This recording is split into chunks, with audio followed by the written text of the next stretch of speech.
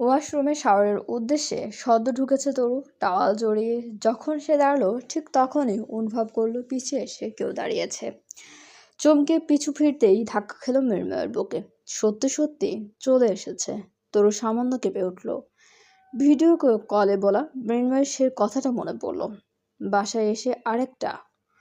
তরুর এখন অবস্থা এমন হয়েছে যে চিক করে মেরে কান্না করতে ইচ্ছে করছে। কেন? ওয়াশরুমের দরজাটা বন্ধ করেনি। শার্টলেস বুক থেকে মুখ তুলে চাইল তরু। মৃন্ময় গভীর দৃষ্টিতে তার দিকে তাকিয়ে আছে। বলেছিলাম রেডি থাকতে। তরু কিছু বলার উদ্দেশ্যে মুখ খুলতেই যাবে, তার আগেই মৃন্ময় ওর ঠোঁটে ঠোঁট চেপে ধরল। আচমকা তরুকে উঁচু করে দেয়ালে চেপে ধরল। তরু নিজেকে সামলাতে মৃন্ময়ের কোমর জড়িয়ে ধরল দুই হাতে। উন্মাদের মতো ঠোঁটের উপর নিজের ঠোঁটের ছোঁয়া ভরিয়ে দিতে লাগলো মৃন্ময়। তরু সামলে নিল নিজেকে। কোমর থেকে একটা হাত ধীরে ধীরে মৃন্ময়ের মাথার চুল খামচে ধরল। মৃন্ময়কে এতটা কন্ট্রোললেস আগে দেখা হয়নি তার। পুরো ডেসপারেট হয়ে গেছে বেচারা। খোলো। তরু ঠোঁট ছেড়ে জোরে নিঃশ্বাস নিতে নিতে বলল কথাটি মৃন্ময়। দুজনার ঠোঁট লাল বর্ণ ধারণ করেছে। তরু বুঝতে পারল না কি খুলতে বলছে। কি খুলবো? টাওয়েল। তখন ভিডিও কলে যেটা দেখতে পারেনি ওটা বের করো, খাবো। সত্যি সত্যিই তরু কথা শুনলো। থাকলো না টাওয়েল, উন্মুক্ত করে দিল। মৃন্ময়ের উন্মাদ রূপটা শান্ত হয়ে গেল। তরুকে আরো উঁচু করে তুলল। তরু দুই পা দিয়ে মৃন্ময়ের কোমর জড়িয়ে ধরল আর বুক সরাসরি মৃন্ময়ের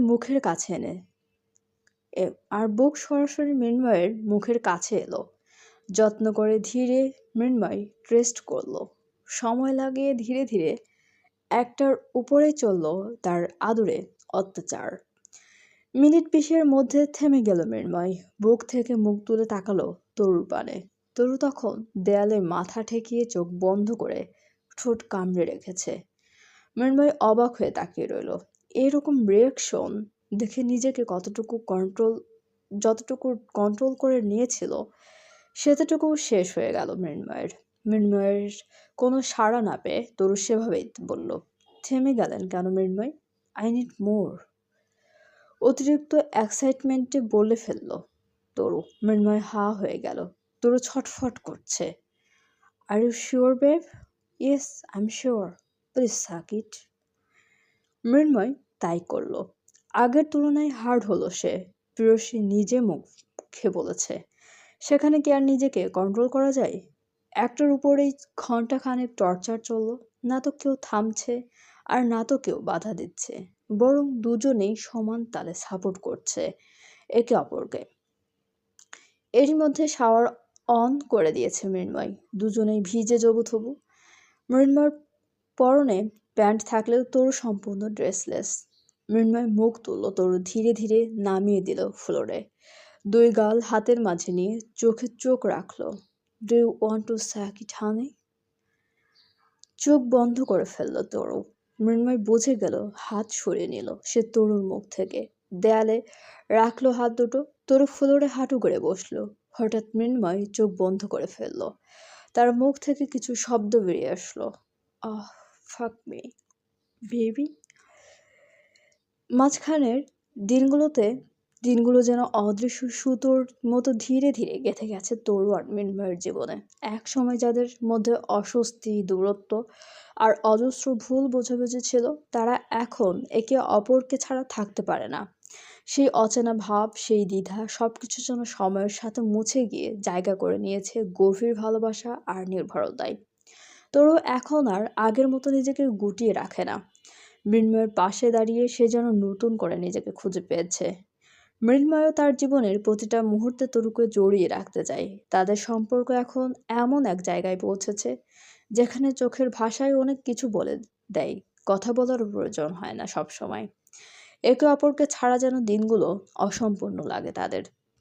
ছোট ছোট অভিমান, মিষ্টি ঝগড়া আর হঠাৎ করে হাসিতে ভরে ওঠা মুহূর্ত, সব মিলিয়ে তাদের দিনগুলো এখন জীবন্ত রঙিন। তবে সব কিছু বদলালেও একটা জিনিস এখনো আগের মতোই রয়ে গেছে, মৃন্ময়ের সেই কন্ট্রোললেস স্বভাব। আজকের ভোর অন্য দিনের মতো ছিল না। ঘুম ভাঙতেই তরু খেয়াল করলো পাশে মৃন্ময় নেই। বিছানায় এক পাশ ঠান্ডা হয়ে আছে, মানে অনেক আগে বেরিয়ে গেছে সে।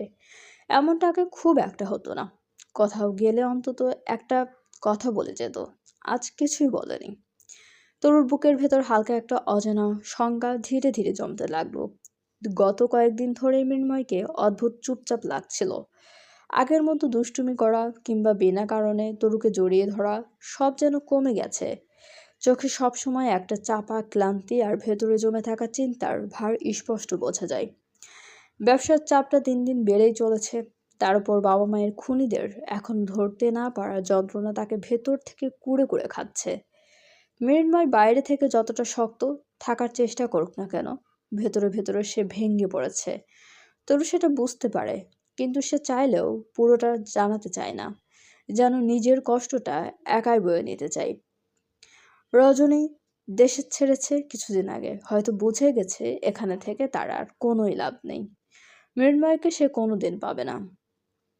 তরু মৃন্ময়কে ফোন করতে গিয়েও থেমে গেল। একলা সময় দেওয়া উচিত মানুষটাকে। সে উঠে ফ্রেশ হয়ে সোজা কিচেনে চলে গেল। পাক্কা গিন্নি এখন সে। তারও আজকে মন খারাপ লাগছে। বোনকে ভীষণ মনে পড়ছে। মৃন্ময়কে কি বলবে একবার? না, থাক, আবার রেগে যাবে। জুড়ে যাওয়া সম্পর্কটাই হয়তো আবার ফাটল ধরবে। কিন্তু বোনের জন্য তো তার মন পড়ছে।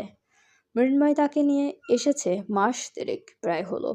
ড্রয়িং রুমে বসা ইখতিয়ার খান চা খায় চাইলে তরু পাঠিয়ে দিল রেশমার হাতে। বাসায় কয়েকদিন একবার দেখা যায় ইখতিয়ার খানকে। তরু তখন একটু ভয়ে ভয়ে চলে, খুব একটা মিশুক না।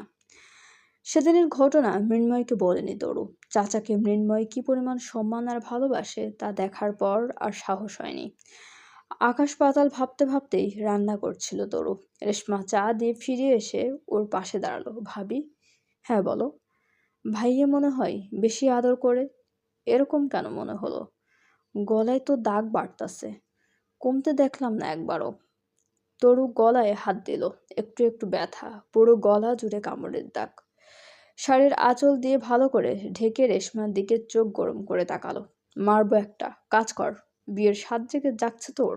না মানে, হপ, কাজ কর। কলিং বেল বাজলো হঠাৎ। রেশমা দরজা খুলতে চলে গেল। তরু লজ্জা মাখা মুখটা নিয়ে কাজে মন দিল। দরজা খুলতে রেশমা হকচকিয়ে গেল। সামনে দাঁড়িয়ে মৃন্ময়, ক্লান্ত তবে ঠোঁটের কোণে হালকা একটা চাপা হাসি। তার পাশে একটা মেয়ে, চেনা, খুব চেনা, আর একজন পুরুষ। মুহূর্তের জন্য রেশমা স্থির হয়ে তাকিয়ে থাকলো। হঠাৎ তারপর চিৎকার করে উঠল, ভাবি দেখো কে আসছে। তরু কিচেন থেকে বিরক্ত গলায় বলতে বলতে বের হলো। কি হয়েছে আবার, এত চিৎকার করছো কেন? কথা শেষ করার আগেই তার চোখ আটকে গেল দরজার দিকে। শরীর যেন জমেও গেল। চোখের পলক পড়ছে না। সামনে দাঁড়িয়ে আছে ওরু।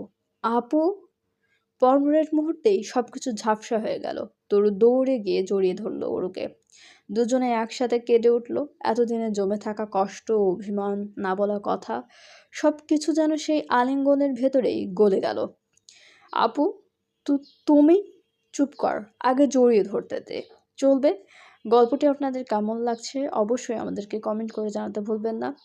এবং অনেক দিন পর দেওয়ার জন্য সত্যি দুঃখিত। কিছু অনাকাঙ্ক্ষিত সমস্যার কারণেই আসলে আমাদের গল্পগুলো দিতে দেরি হয়। আপনারা বলেন, আমি নিজেও কিন্তু সর্বদা চেষ্টা করি গল্পগুলো দেওয়ার। সত্য যেটা, সর্বদা চেষ্টা করি। কিন্তু অনেক সময় পেরে উঠি না।